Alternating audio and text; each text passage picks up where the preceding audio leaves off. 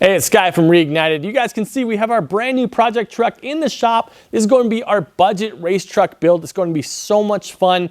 And as you guys can tell by the title, we're not putting a Hemi in this thing. Rather, we're going to go with the Atlas 4.2 liter engine. It's the inline 6 here, aka the Ameribear, aka the American 2JZ. I am so pumped on this project. I can't wait to get started. I'm sure you can't either. Let's get into it.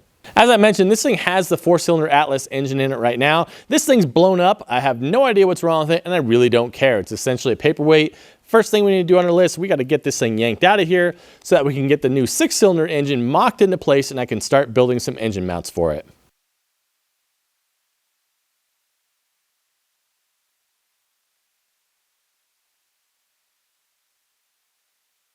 Now, I'm sure there's a few of my normal viewers who are saying, why are you messing around with this Chevy inline 6? Aren't you the Hemi guy?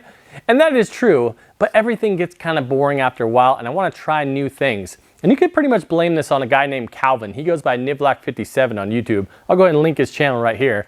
But he's basically been pioneering this platform for a few years now, really doing some impressive stuff with it and showing just how capable this engine is in stock form. That's why it's being called the American 2JZ, because it really has a lot of potential. And currently what's really nice about it is that they're in junkyards everywhere and they're super cheap. You can pick them up 350 bucks, things like that. It's just that cheap to get into it. So I'm super excited to mess around with this thing in stock form. We're probably gonna be running around 400 or 500 horsepower with this thing. Seems like the stock bottom end is gonna take that with no issue whatsoever. So we're just gonna leave it dead stock. That way if it does blow up, we can just slam another junkyard engine in there and it's no big deal. So that's the reason we've jumped over here to this inline 6 platform. As you can see, there's a lot of similarities between the 6-cylinder and the 4-cylinder. They're very clearly from the same engine family, but there's a lot of differences that happen with these things as well. Not to mention which, when you add a couple of cylinders on, this engine is going to be a lot larger. So fitting it in the same engine bay is definitely going to be fairly difficult. Now, people have done this swap before, absolutely, so we know it'll work, but there are some things we need to think about, primarily which the 6-cylinder engine right here has front sump design engine oil pan, and on this truck you have to use a rear sump design.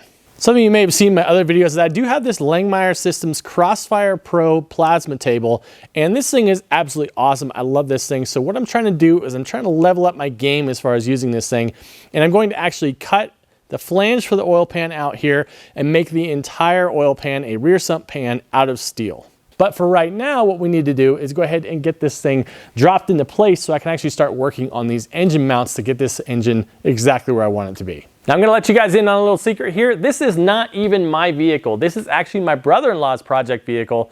And I basically scammed him into starting a project here because in the first year of the Redwood Rally, which is the West Coast Drag and Drive event that we have here, he was my co-pilot in my Magnum and we blew that up on the first day. Then in the second year of the Redwood Rally, he drove my C10 with the Hemi in it and he did a fantastic job. Basically my only goal there was to get him completely hooked and want to actually build his own car, and we've succeeded. So that's exactly what this thing is. We want to give him something fresh, a new opportunity, and again, trying to keep it budget, but also as competitive as we can. So while I'm going to be doing a majority of the fabrication work on this vehicle, you're going to see him here from time to time. He's going to be doing everything that he possibly can to work on this thing. You guys know that's the best part about working on cars. You're working with your friends, you're working with your buddies in your garage, trying to put these cars together. It's a heck of a lot of fun. So that's what we're going to do here. You'll notice that this truck has a 5-speed transmission in it, and that is actually going to stay. Now, I'm well aware that a manual transmission is not going to be the fastest way down a racetrack, especially when you're considering a turbo application. An automatic would be quite a bit faster, but a stick shift is a lot more fun, and that's what this truck is all about. It's all about the fun of driving this thing down the racetrack, so we're keeping it a manual transmission.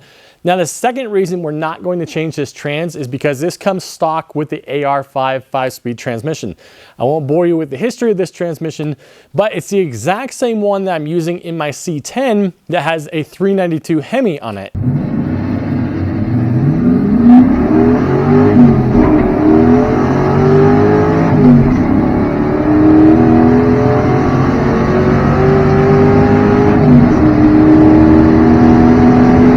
Now, Now that thing has around 400 wheel horsepower, and this transmission has held up perfectly fine for over 3 years of heavy abuse. I have been just beating on this thing and it's held up no problem at all. So I'm pretty certain that this transmission can hold up to whatever this engine is going to put out.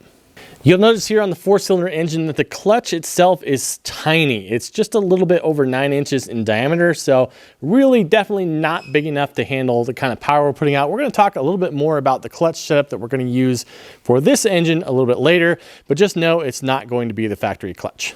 That's enough talking for right now. Let's go ahead and get this 6-cylinder engine dropped down in the engine bay. We can kind of see what kind of space we're working with and start mounting it.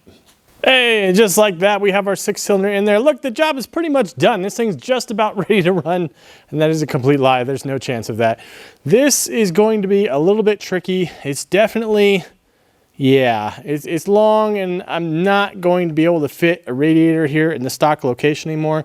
It's going to have to be pushed forward quite a bit, so definitely a fair bit of modification there. But now we've at least got the engine in here to where we can actually get this thing braced up, figure out exactly the height of the engine, and start making our engine mounts. So at least we'll have one thing checked off the list of the next 500. Okay, we got some things mocked up in here. Initially, I was going to try to reuse the original mounts for the 4-cylinder. You can see how much farther forward the 6-cylinder mounts are, which makes a lot of sense, but I also like the design of these mounts a lot more. These ones, they go drop down into a slot. Actually makes it really difficult to drop the engine in and then down, especially if you're trying to get it lined up with the transmission. I prefer these pedestal style mounts. They're actually gonna work way better. So I'm just gonna cut these original mounts off of the frame entirely and weld some new mounts for these pedestal style ones right here. There's actually a really good spot for it on both sides, and it's actually going to be a way cleaner solution. Now, as much as I love fabricating things, I've realized over the years that if you can reuse some OEM design stuff, you're always going to be better off for it. So I'm happy to use this and the mounts themselves. I just have to make some pedestals for the bottom, and this thing will be all mounted up.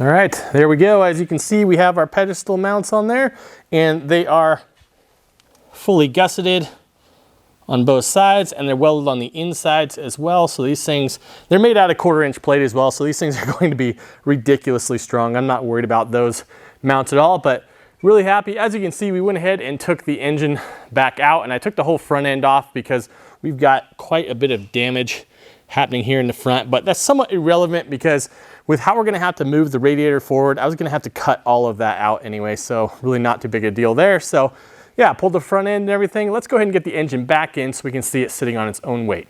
Now, if I'm calling this thing the budget race truck, that implies that we have a specific budget for this thing. Initially, we're trying to do this for under $5,000, but I think that was just a little bit too tight, so we've revised that number. We're trying to go $6,500 all in. Now, what this allows us to do is to not get just bargain basement cheapest of the cheap for absolutely everything, because we want to kind of future-proof this thing. We want to be able to do some upgrades and have some good value with the parts that we are putting on it. So we're not going super, super cheap garbage stuff. We're trying to put some nice stuff in this thing. And I think with $6,500 as our budget total, I think we can accomplish that.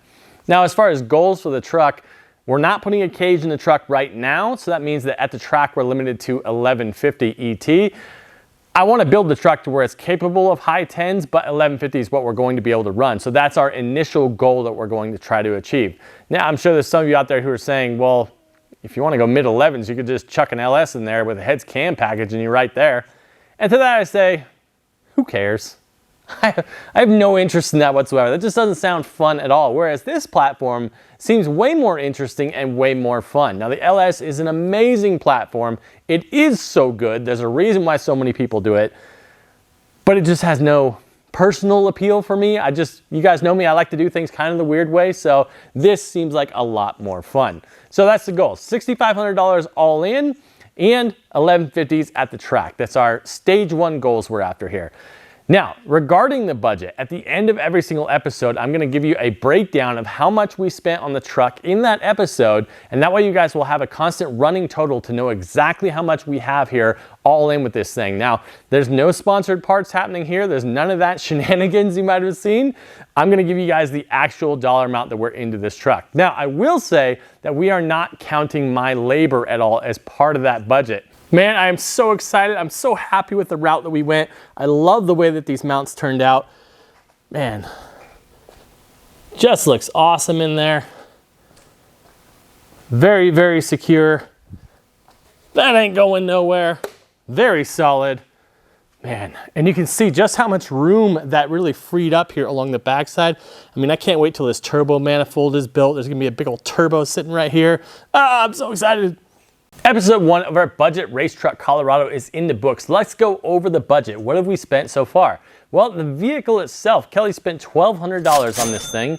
And then for the engine, I actually bought a complete Trailblazer for 350 bucks. I scrapped the body and all that nonsense for $100, so we're into the engine for $250. I did have to buy an engine mount for the driver's side. That was $34.95, which leads us to a total for this episode of $1,484.95. This means that out of our $6,500 budget, we are left with a remainder of $5,015.05. So this money is dwindling quickly already. We're gonna have to be really prudent about how we're spending what remains. Now, I'm not really excited about the idea of calling this thing the Budget Race Truck Colorado build the entire time. I'd love to have a more interesting project name. If you guys have any ideas, go ahead and post those in the comments down below.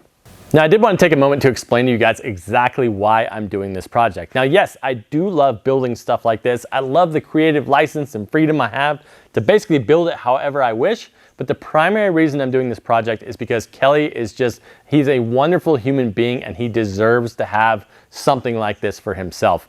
He is so generous and he's always helping out everyone else in our community. In fact, he's basically helping someone all the time and has zero time for his own interests and things that he enjoys doing. So I guarantee you, he would never actually finish this vehicle himself. So being as how it is my forte, I'm all too happy to jump in and help him to have something that he really enjoys. So Kelly, I just want to tell you that you absolutely deserve this and I hope you like the result. Now remember, the event we're trying to get to with this thing is in the end of September, so that deadline is looming very large in my head. This means that you guys should see some pretty consistent videos out of me as I really try to bang out the work to get this thing done. Hope you guys are excited about this project. We'll see you next time on Reignited.